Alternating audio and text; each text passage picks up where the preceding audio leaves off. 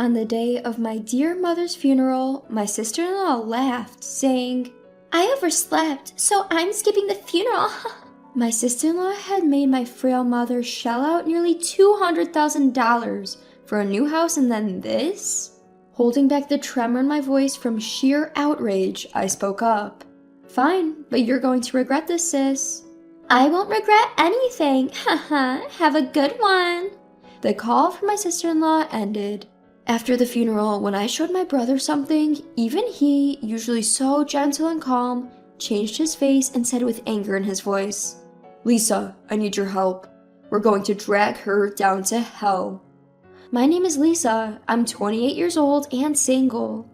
I have a fulfilling job, and despite being busy every day, I'm holding up well. Today is a weekend, a day off from work. I returned home where my mother lives after a long while. "Hi, Mom. Have you been doing well?" "Welcome back, Lisa. I'm glad to see you."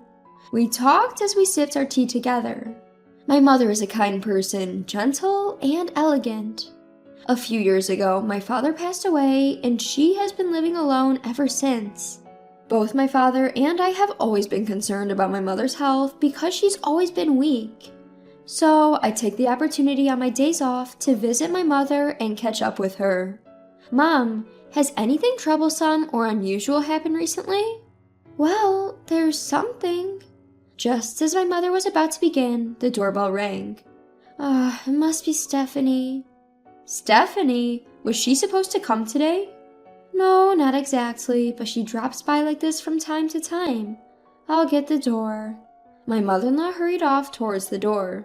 Stephanie is my older brother's wife. They recently got married. She is my sister-in-law.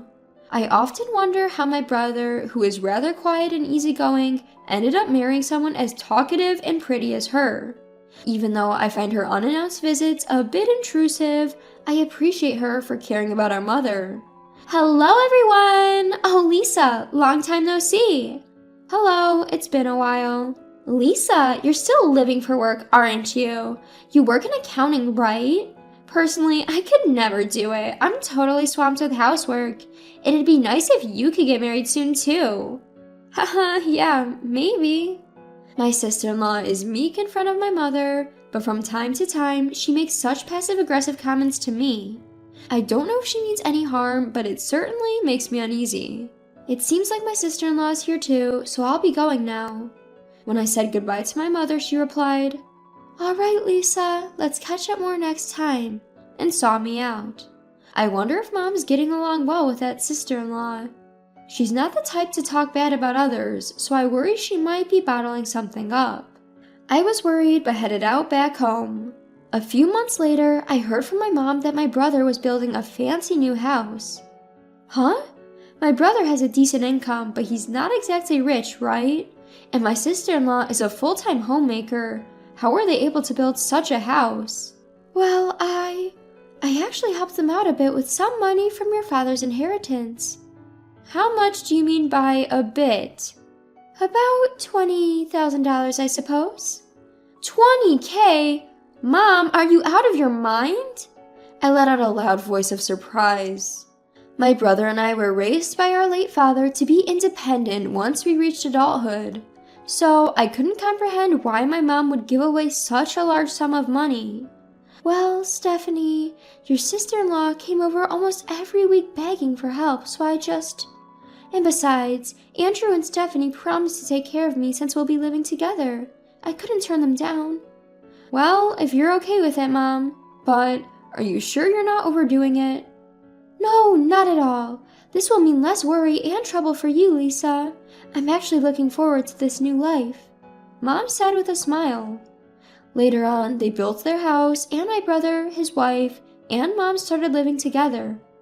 When I visited to bring a housewarming gift, I was taken aback by the luxurious house with its modern-style kitchen and bathroom, expensive-looking interior with pure wood, and spacious backyard.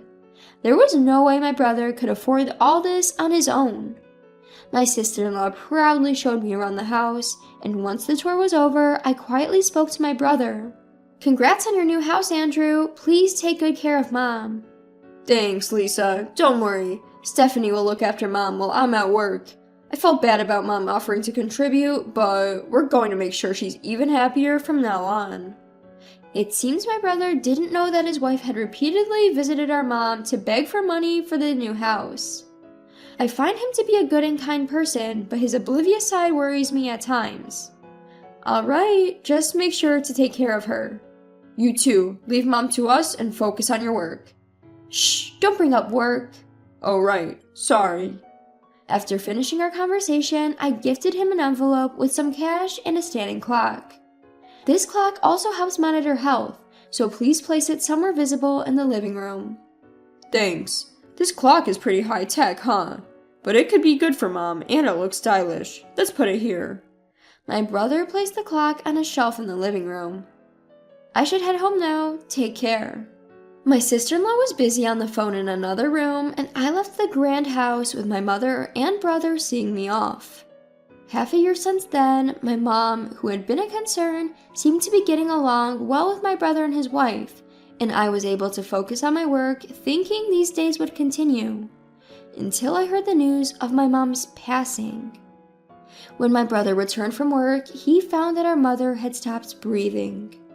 It seemed she had passed away alone in her room. The doctors at the hospital explained that her pre-existing heart condition, exacerbated by overwork, was the likely cause of death. Mom, why all of a sudden? Mom, I wish I had come home earlier. I'm sorry. My brother and I clung to our now lifeless mother, tears streaming down our faces. My sister-in-law Stephanie wasn't present at the scene. Brother, wasn't Stephanie supposed to be at home? And what do they mean by overwork? Stephanie wasn't home then. As for overwork, I don't know either. Stephanie handled all the household chores, so it doesn't make any sense. My brother seems confused as well. Despite feeling uneasy, I spoke up. Well, first we need to arrange our mother's wake and funeral. You will probably be the chief mourner, Andrew. You're right, Lisa. Can you help me? So my brother and I began frantically preparing for the memorial service. It was crazy. The number of preparations we had for my mother's funeral, finding a venue, deciding on the plan, contacting people, and so on. Somehow we managed to finish the wake, and the next day was the day of the funeral. While my brother and I busily attended to our visitors, my sister-in-law was idly sitting around doing nothing. Stephanie didn't help, nor did she shed a tear. Despite my growing frustration with her, the bustle of the movement prevented me from confronting her. Andrew, tomorrow is the funeral, and as the chief mourner, you're going to be really busy. Why don't you and Stephanie go home for a while? I'll stay here. Yeah, I appreciate that, Lisa. Thank you. My brother and Stephanie left together. After they left, I took out my work laptop in the now empty room and began to work. Throughout the night, I barely slept. The next morning, the day of the funeral was scheduled to start at 10 a.m., but I met up with my brother at 6 a.m. to prepare. We were overwhelmed with preparations, checking the eulogy my brother had written as the chief mourner, meeting with the funeral director, and so on. My brother had said that Stephanie would come later, when it was time for the funeral. And then, around 9:30 a.m., I received a call from Stephanie. Hello? Lisa, I'm calling because Andrew wouldn't pick up his phone. Okay, and... I just woke up. Overslept. I won't be able to make it to the funeral. Struggling to keep my voice steady with outrage, I managed to respond. Alright, but you might regret it, you know, Stephanie. I don't think so. Anyway, I know you're busy, but hang in there. Stephanie hung up. Hey, was that Stephanie just now? My brother approached and asked. Yeah, she overslept and said she's not coming today. Huh? What on earth is she saying? It's our mother's funeral. Just focus on the funeral, Andrew. I have something to show you afterward. Somehow we managed to get through the funeral. Together, my brother and I paid our respects to our mother's remains. Stephanie really didn't show up. What on earth was she thinking? By the way, Lisa, what is it that you wanted to show me? Sure, Andrew, take a look at this. I pulled out my laptop. What is... Oh! What appeared on the screen was the living room of my brother's house. In fact, the clock I had given him as a gift had a camera installed, meant for keeping an eye on elderly folks or pets. I gave it because I was worried about Mom, But since she seems well, I didn't want to invade the privacy of someone else's house, so I never looked at it until yesterday. But then I watched the footage from the past week. Here it is. I opened a few videos. My brother watched them with bated breath. What was captured there was the image of our mother being harshly exploited by my sister-in-law. "I'm taking care of you, so at least make sure to do your chores right." That's what Stephanie was saying, assigning all the household chores and tasks to my mom. From cooking to laundry to cleaning, my frail mother was seen to be made work to exhaustion.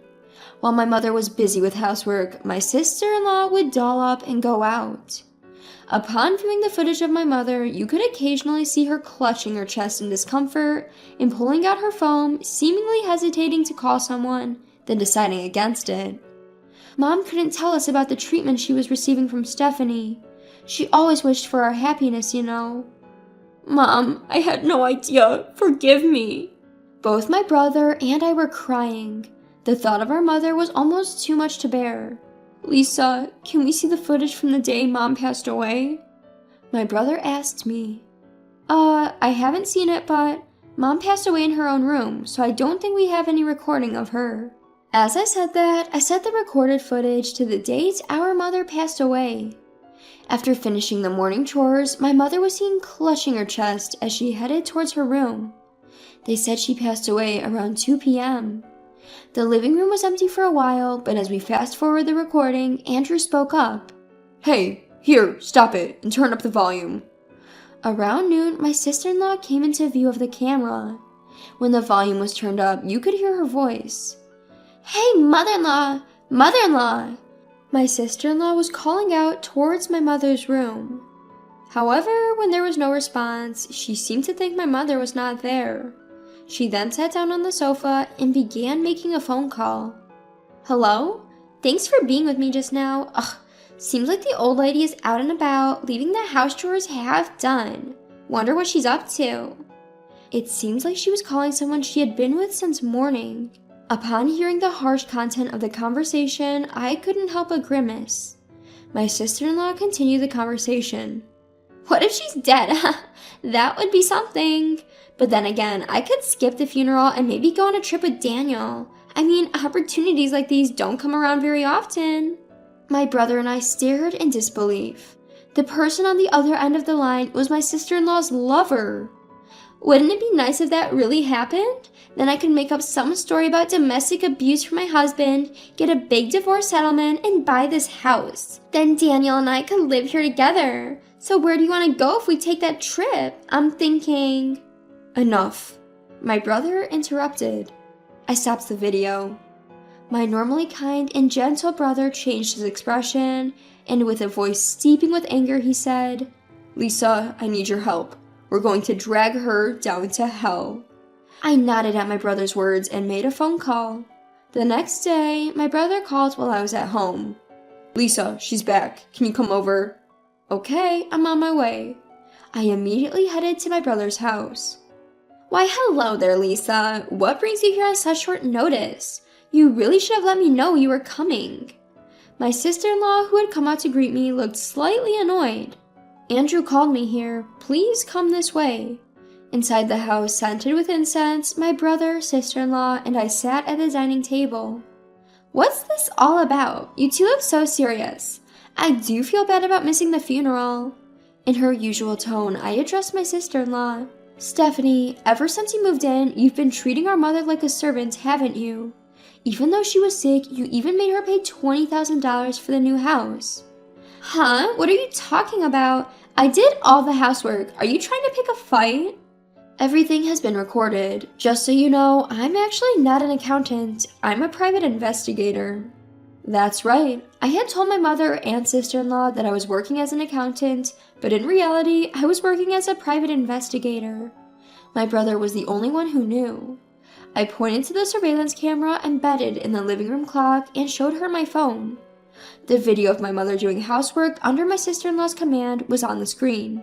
"What? This is a violation of my privacy. What were you thinking? Delete it now." My sister-in-law raised her voice. "I installed it. As the owner of this house, I have the right to do so. It's not a violation of privacy." My brother said calmly. What's wrong with you two? And what do you mean by private investigator? Oh. My sister-in-law froze as if she realized something. My brother silently got on his phone. Then the audio of my sister-in-law's phone call at that time began to play. I might just skip the funeral and go on a trip with Daniel, and maybe make up a story about domestic abuse from my husband for a big divorce settlement. As the recording played, my sister-in-law's face went pale. No, this isn't what it seems. Please hear me out. What's the difference? Tell me. When my brother said that, my sister-in-law began to make awkward excuses. He's a friend. We were just joking around. I didn't cheat. There's no evidence, right? But there is. I spread out several pictures on the table. Images of her coming out from a nearby resort with a man, being intimate in their car, and even entering a hotel on their way back. A clear evidence of cheating. What's this? How did you get these? You told him over the phone, didn't you? About where you wanted to go on your trip and how you wanted to spend the night together with him. I had someone in our company take these photos immediately. How could you do such a thing during our mother's funeral? As I spoke calmly, my sister-in-law began to lose her temper. Oh, enough! What's wrong with you all? My brother said, There's no way we can stay married after this. Stephanie, we're getting a divorce. Fine, go ahead, but I'm going to take plenty of alimony, and you're going to have to move out of this house. Excuse me? My brother and I exchanged a glance. What on earth are you talking about? I mean, when people get divorced, the wife receives alimony, right? Now hurry up and give me my money. That's not true. This time, since you cheated, you're the guilty party, and you're the one who will have to pay compensation to my brother. What? Obviously, you're a bigger fool than I thought. Pitiful. Just like Lisa said, I'm going to demand alimony from you, and from your lover too. What? Besides, it's for me to tell you to leave. Don't ever come back. No, this must be a lie. I handed the returned suitcase to my sister-in-law, who just stood there speechless, and chased her down to the entrance. After closing the door, I gently patted my downcast brother's shoulder. And then, 6 months later, my brother's divorce from my former sister-in-law was finalized. She took it to mediation, but it seemed that mediators all frowned upon seeing the evidence my brother had gathered. It also turned out that she had been squandering the money from their joint bank account, so I heard from my brother that he was able to divorce her with almost no division of assets. After that, just as he had declared, my brother claimed alimony from his ex-wife and her lover. The lover, who intended on moving in with Stephanie with a large sum of alimony from Andrew, was infuriated by the alimony claim and immediately dumped my ex-sister-in-law. Having nowhere to live and dumped by her lover, my former sister-in-law is now said to be living alone in an old apartment, working part-time. My brother was depressed for a while. He sold the house and, saying he had had enough of marriage, he now lives alone. Seeing my brother looking so lonely, I'm thinking of introducing him to a kind woman I recently met through work. She is also a divorcee, so they might be able to relate to each other easily. With those thoughts in mind, I head out and work hard again today.